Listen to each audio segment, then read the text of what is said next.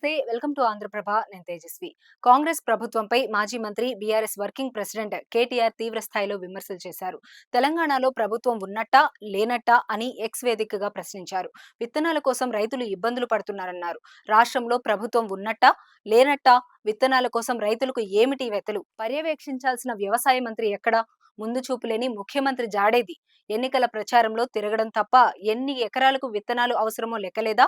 నిన్న ధాన్యం అమ్ముకుందామంటే కొనేటోడు లేడు. ఇవాళ విత్తనాలు కొందామంటే అమ్మేటోడు లేడు. పాలన పూర్తిగా పడకేసిందని చెప్పడానికి ఇంతకన్నా నిదర్శనం ఇంకేం కావాలి?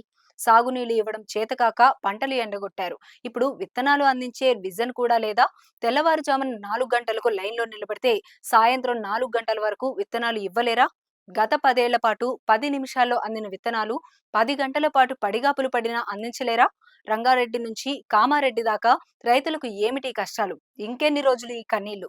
దేశం కడుపు నింపే స్థాయికి ఎదిగిన తెలంగాణ అన్నదాతకే తిండి తిప్పలు లేకుండా చేస్తారా?